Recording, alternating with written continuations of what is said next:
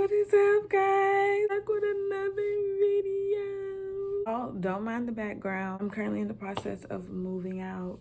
I wanted to come on here and talk about a few different things. I was gonna make it short, but I have so much that I want to say. Bear with me, it's gonna be a few different things. So this video is going to be about the extremes of life, okay? Before I get into anything, I want to say what works for you is what works for you. You know, too many times, and I find this with the older generation, but too many times people think that there's this cookie cutter way to handle certain things, and there is, you know, certain protocol for certain things. So the thing that I want to talk about is balance. Finding the balance in the extreme. Oftentimes we tell ourselves that it has to either be this or it has to be this. That is not always the case. You can either fall fast or fall hard, depending on the extreme. Sometimes we adapt these extremes from a place of fear. We get in these deep places of depression, or we get in these deep places of, you know, just feeling a very strong emotion. Subconsciously, we tell ourselves, okay, what can I do to not be back in this place, right? And so you get to this place where you do what needs to be done, but you do it in such an extreme measure because you don't want to go back to the place that you were in, right? And it comes from a place of fear.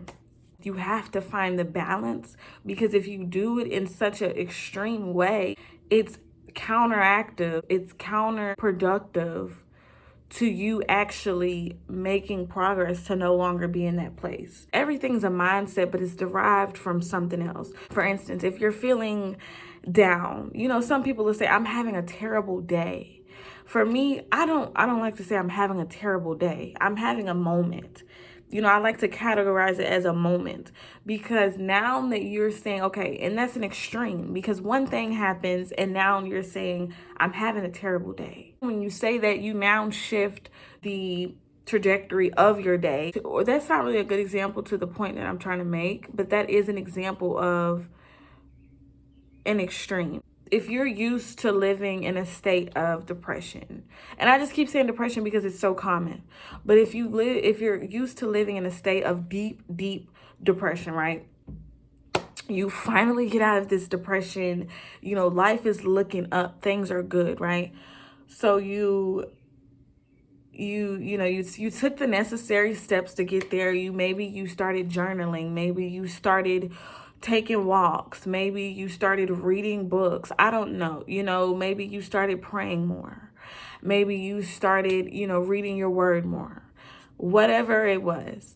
But you got out of that depression and you told yourself, because I feel like subconsciously we make these promises to her, and maybe it's just me, but subconsciously we make these promises to ourselves when we get out of places and we say, okay, I'm not going to go back to that place. I'm making a promise, and this is okay. Let me not get ahead of myself. I'm making a promise that I will not be back in the same place that I was. And I feel like when we make those promises, not only do we not allow room for what the Lord wants to do in our lives, because if we say to ourselves, okay, I'm going to get out of this and I'm never going back. I'm never going back. First off, we now are setting expectations, and everybody knows that if you set an expectation and it doesn't get met, you get let down. And that's why I say you can either fall hard or you can fall fast. And when you make expectations and life does not meet your expectations, you fall hard. So and then when you have the extremes, you fall fast. But you get out of that depression, whatever it was, and you say, hi birdie, and you say, I'm not going back. And you tell yourself, I am not going back to the place that I once was in, right?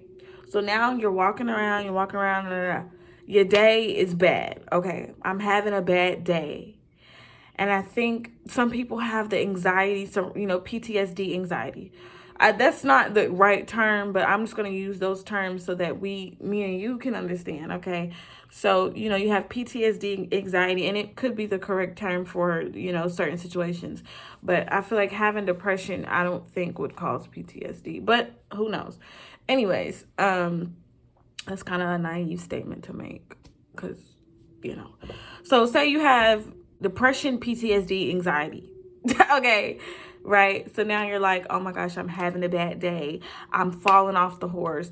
I'm going back into depression. So now you have told yourself you're going back into depression because something happened and your mood has drastically declined and you're having a terrible day and now your whole day is bad and now you're falling back into depression because you were doing good for 2 weeks and life was looking up. Those are the extremes, right? So when you have those extremes, you fall fast. Because now you have, set these expectations. Okay, I'm not going to go back. And that's why I say we have to have the balance. We have to have the balance. You have to have the balance of reality and the balance of surrender. Because for one, people who try to be in control of everything, and my point, everything leads to everything. So I know it's like I'm talking about different things, but everything leads to everything. Everything affects everything and everything's connected. Life is one big connection. So then you tell yourself, so then you have that extreme of like, okay, I think I'm going back. I think I'm going back. So now you're getting anxiety and now you just think you're just going back into this depression, right? And it's like, okay, but if you had the reality of surrender and you have the reality of reality, which is that you will have days that you don't feel your best. That doesn't mean you're going back into depression. That just means that something happened and you are emotionally responding and the emotion is not very positive. So you're responding and that's okay. But what you cannot do is say, I'm going back into, because now you have created an extreme and it's out of fear because you don't want to return back to where you used to be, which was in deep stages of depression. So now you've created an extreme in your head. And so once you create that extreme, you fall fast. You fall fast. And so this leads me to my other point. What works for some people doesn't work for everybody else. Some people will tell you that taking it day by day, and it just depends on the context that you're using it in. Of course, we always need context for everything.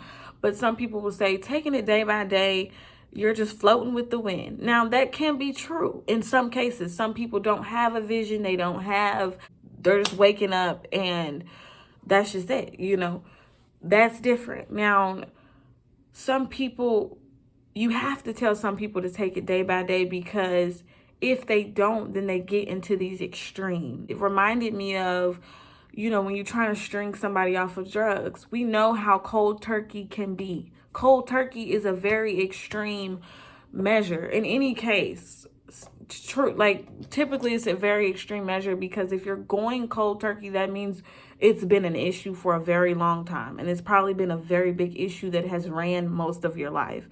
Cold turkey doesn't just mean with drugs. Some people go cold turkey with their diet. But we know that when you go cold turkey with your diet, your body reacts in a certain way. And that's just more proof that those extremes can cause damage, more damage than good, even though you have progressed. There's a way to hold on to that progression. There's a way to balance the progression. And there's a way to, there's just a way. There's a way. So it reminds me of, like I said, somebody that's going cold turkey on drugs. The withdrawals, the da-da-da-da, everything hits at once. Everything hits at once, and it's a very extreme measure. And if you just say, okay, we're going to get you off of drugs, we're going to, pump the stuff into your system, get the drugs out, go through the treatment, you will not be, whatever, right? Okay, so the person gets out. Now what do they do? Now what are the practical progressive steps that they can take to hold on to their sobriety? You know what I'm saying? What are the steps we can take now? Instead of saying, okay, I went cold turkey, I'm good, I'm just going to thug it out. No. And then, like I said, some people create an anxiety around it because it's like, this is the first time I've been clean. This is the first time I have felt this way. So now they're like, I have to really hold on to this feeling. I have to hold on to this goodness and this, And so they get to these extremes where they do everything that they can to guard you know, just the feel good, guard the serotonin boost or whatever, the dopamine boost, whatever. And, you know, it gets extreme. And especially when there's a little inkling of what used to be that is, you know, present, that's when they fall off the horse. So you can either fall fast or you can fall hard. And that's why we have to find balance. And I'm pretty sure, you know, that life, we have to find the balance in life. Like there's people out there that are dealing with certain things, battling with certain things, and they're asking, why am I dealing with this? Where did this come from? And when you figure out something, it's like it's this big revelation, and it's you get set free because now you can move different, now you can think different, now you can, you know what I'm saying? So every time I get this revelation, or every time that I get this, you know, I want to come and share it and tell everybody, because I'm like, okay, I figured it out. And I know there's somebody out there that's still trying to figure it out, or that's wondering. So I'm just like, why not be of assistance? So anyways, those are the two things I wanted to talk about. Also, I'm going to be venturing out on this whole YouTube thing. I want to do different things with my YouTube channel. I'm going to create another YouTube channel. So if you guys want to subscribe to me on the other channel, I will, of course, let you know when the channel is created and what it's going to be about and such and such and such. But I do want to, you know, I do want to venture out and do some different things, because there's more, you know, there's more to give, there's more to say, there's more to, you know, explore, and there's just more. And I'm creating another channel for it because it's more of a recreational use. This is kind of like, you know, I kind of want to keep this professional and just kind of, I want it to be kind of a certain type of style and a certain type of video. Like I want certain type of videos. So that's why I'm going to make another channel that's going to, y'all excuse my voice. Oh my gosh.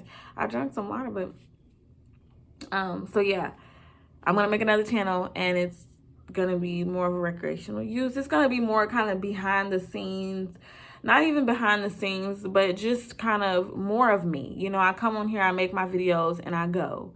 You know, you don't really know too much about me. You don't, you know, which, you know, I kind of liked it that way for a point. I'm getting off topic. Okay.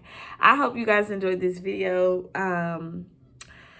Comment below if you have dealt with this, or if you just comment below. I like conversation. I like to interact. I like to get different opinions and hear different things. So comment below, you know, if there's anything you want to say. God bless. I hope you have a good day, night, morning, or whenever you're seeing this video, and